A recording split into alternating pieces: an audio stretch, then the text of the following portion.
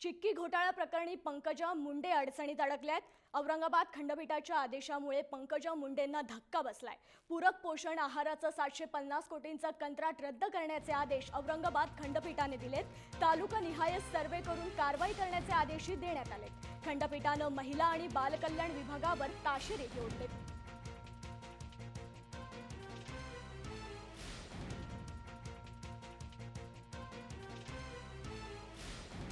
चिट्टी घोटाळा प्रकरणी पंकजा मुंडे अडचणीत आल्या आहेत। औरंगाबाद खंडपीठाच्या आदेशामुळे पंकजा मुंडेंना धक्का बसला। पूरक पोषण आहाराचं 750 कोटीचं कंत्राट रद्द करण्याचे आदेश औरंगाबाद खंडपीठाने दिले आहेत। तालुकानिहाय सर्वे करून कारवाई करण्याचे आदेशही देण्यात आलेत। खंडपीठानं महिला आणि बालकल्याण विभागावर ताशेरेही ओढलेत।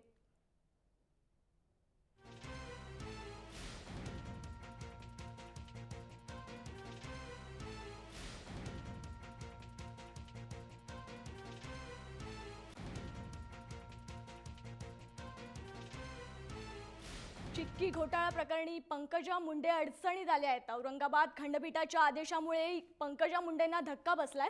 पूरक पोषण आहाराचं 750 कोटींचं कंत्राट रद्द करण्याचे आदेश औरंगाबाद खंडपीठाने दिलेत। तालुकानिहाय सर्वे करून कारवाई करण्याचे आदेशही देण्यात आलेत। खंडपीठानं महिला आणि बालकल्याण विभागावरही ताशेरे ओढलेत।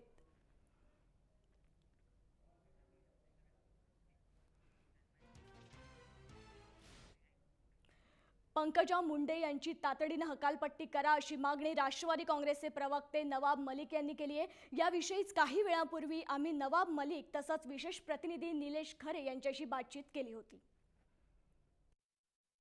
निलेश खरे देखील आहेत। निलेश, सगळ्यात महत्त्वाची गोष्ट म्हणजे पंकजा मुंडे यांच्याकडून दोन महत्त्वाची खाती काढून घेण्यात आली आणि आता हायकोर्टाने दिलेले ताशेरे कुठेतरी पंकजा मुंडे यांच्या अडचणीत आणखीन भर पडलेली असंच म्हणावं लागेल। निश्चितच पंकजा मुंडे यांना एक मोठा धक्का आणि तोही न्यायालयीन प्रक्रियेतून म्हणून या निर्णयाकडे बघितलं जाईल। मुख्यतः विरोधी पक्ष अगदी अधिवेशनाच्या तोंडावर येत्या 18 तारखेपासून महाराष्ट्र विधिमंडळाचं अधिवेशन सुरू होणार आहे आणि त्या अगोदर विरोधी पक्ष सातत्यानं जो विषय लावून धरत होता तो विषय आता कोर्टाच्या माध्यमातून निकाली निघताना पाहायला मिळतोय आणि पंकजा मुंडेंना एक मोठा धक्का या ठिकाणी आहे। निलेश, मी काही सेकंद तुम्हाला थांबवतो। नवाब मलिक राष्ट्रवादी काँग्रेसचे मुख्य प्रवक्ते आपल्यासोबत फोन लाईनवरून उपस्थित आहेत। नवाब मलिक जी, हायकोर्टाने ताशेरे ओढलेले आहेत पंकजा मुंडे यांच्या विभागावरती। जवळपास 750 कोटी रुपयांचं कंत्राट रद्द करण्यात आलंय। नाही, एकंदरीत हा 17,000 कोटी रुपयाचा ठेका आहे। म्हणजे 5 वर्षासाठी ठेका काढण्यात आला होता। नंतर 2 वर्ष मुदतवाढ, किंमत वाढ, असं एकंदरीत हे 17,000 कोटी रुपयाचा ठेका आहे।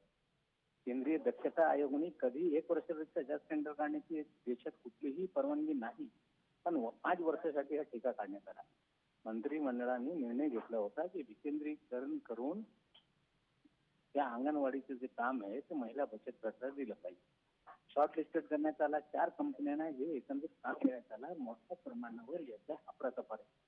कॅबिनेटचा निर्णय बदलून घेण्यात आलेला आहे। जेव्हा हे निर्णय झाला त्याच्या 4 दिवसांनंतर याच्यात बदलून हे ठेकेदारांना मदत करण्यासाठी ही भूमिका घेण्यात आली होती। आता कोर्टाकडून हा निश्चित झालेला आहे। आम्ही आमची मागणी आहे की संपूर्ण प्रकरणाची अँटी करप्शन ब्युरोच्या माध्यमातून चौकशी झाली पाहिजे आणि मंत्रिमंडळातून पंकजा मुंडे यांची हकालपट्टी झाली पाहिजे। राज्यात 17,000 कोटीचा एक ठेका 7 वर्षासाठी देण्याची ही पहिली पद्धत आहे आणि याच्यात पंकजा मुंडे यांची हकालपट्टी तात्काळ रूपाने केली पाहिजे, ही आमची मागणी आहे। 18 तारखेपासून अधिवेशन सुरू होतं। या अधिवेशनामध्ये हा मुद्दा जे आहे ते राष्ट्रवादी काँग्रेस आणि विरोधक एकंदरीतच लावून धरतील का? निश्चित रूपाने या राज्यात महाराष्ट्र निर्मितीनंतर सर्वात मोठा एक सिंगल टेंडर घोटाळा हे झालेला आहे। म्हणजे 5 वर्षासाठी टेंडर काढणे म्हणजे राष्ट्रीय दक्षता आयोग यांचे जे मार्गदर्शक तत्व आहे त्याच्या विरोधात हा सगळं टेंडर बघूया। धन्यवाद नवाब मलिक दिलेल्या प्रतिक्रियेबद्दल। आपण पुन्हा एकदा निलेश खरे यांच्याकडे जाऊया। ज्या प्रकारे निलेश, नवाब मलिक म्हणतात की विधिमंडळामध्ये हा प्रश्न लावून धरला जाईल। 17,000 कोटी रुपयांचा हा घोटाळा असल्याचा आरोप केला जातो। मात्र पंकजा मुंडे यांना एक मोठा धक्का या निमित्ताने म्हणावा लागेल आणि येणाऱ्या अर्थसंकल्पीय अधिवेशनामध्ये, माफ करा, पावसाळी अधिवेशनामध्ये हा मुद्दा चांगलाच गाजेल। निश्चितच पावसाळी अधिवेशन तोंडावर आहे आणि त्या वातावरणामध्ये या ठिकाणी हायकोर्टाकडून हा जो निर्णय आहे तो समोर येताना पाहायला मिळतोय। मुख्यतः मुंबई उच्च न्यायालयामध्ये आणि त्याचबरोबर औरंगाबाद खंडपीठामध्ये एकत्रितपणे ज्या 114 याचिका करण्यात आलेल्या होत्या बचत गटांकडून, त्यावरचा हा निर्णय आणि त्यामुळे साहजिकच पंकजा मुंडे यांना एक मोठा धक्का म्हणून या निर्णयाकडे बघितलं जाईल. मात्र फक्त पंकजा मुंडे यांच्यापुरता हा निर्णय फक्त मर्यादित आहे असं नाही, तर भाजप सरकारची जी प्रतिमा आहे ती मलिन ज्या नेत्यांच्या माध्यमातून होते त्यामध्ये पंकजा मुंडे यांचं नाव सर्वात पुढे येईल येत्या काळामध्ये. आणि त्याचबरोबर भाजप सरकारची प्रतिमा जी विरोधी पक्ष सातत्यानं प्रयत्न करतोय जनमानसामध्ये मलिन करण्याची, त्यामध्ये काही प्रमाणावर विरोधी पक्षाला या ठिकाणी यश येताना पाहायला मिळेल. आणि त्यामुळे हा फक्त पंकजा मुंडेंपुरताच धक्का म्हणून बघितला जाणार नाही, तर देवेंद्र फडणवीस सरकारलाही हा एक मोठा धक्का असेल. कारण न्यायालयीन प्रक्रियेतून चिक्की घोटाळ्यासंदर्भातले स्पष्ट निर्देश जे आहेत ते समोर येताना पाहायला मिळत आहेत.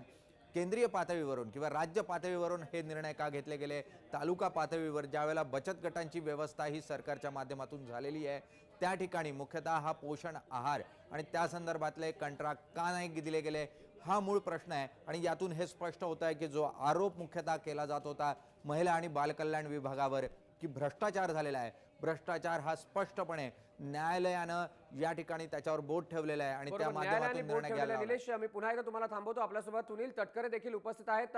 सुनीलजी, ज्या प्रकारे या ठिकाणी हायकोर्टाने आता असं म्हटलेलं आहे की या कुठेतरी या ठिकाणी जे आहे ते भ्रष्टाचार झालेला आहे आणि कंत्राट रद्द करण्यात आलेली आहेत आणि चौकशीच्या या संपूर्ण प्रकरणाच्या ज्या आहेत तालुका निहाय हे करण्यासाठी सांगितलेलं आहे.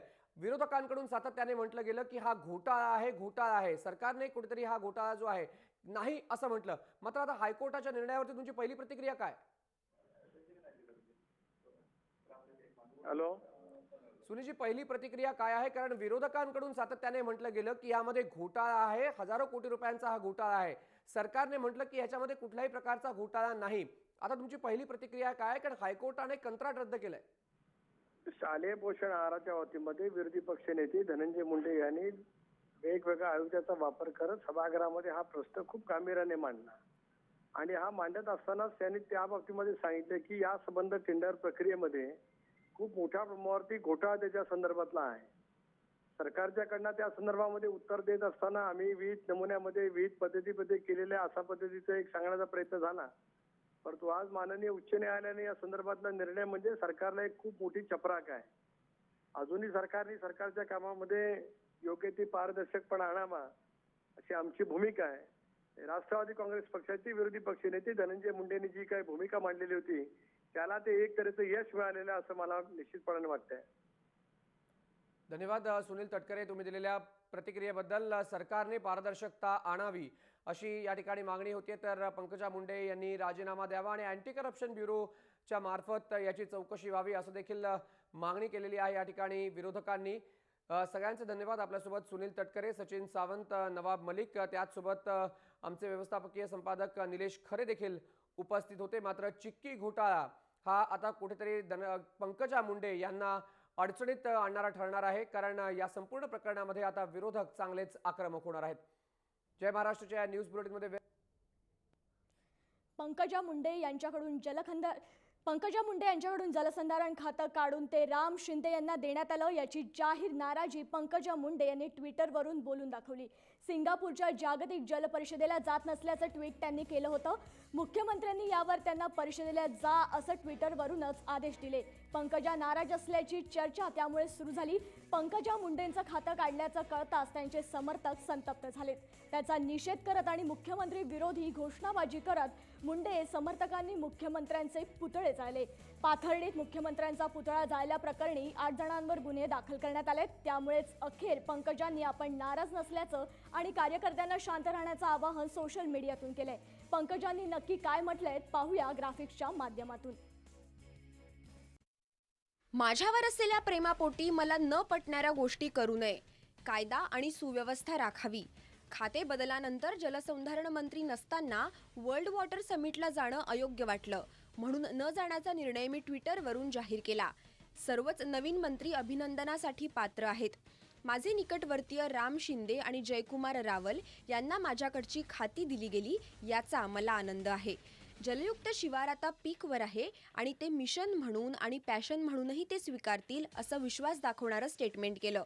त्यांना संधी मिळाली तर सहकारी म्हणून अभिमानच वाटला पाहिजे. नाराजीचा विषयच कुठे? त्या दोघांना शुभेच्छा.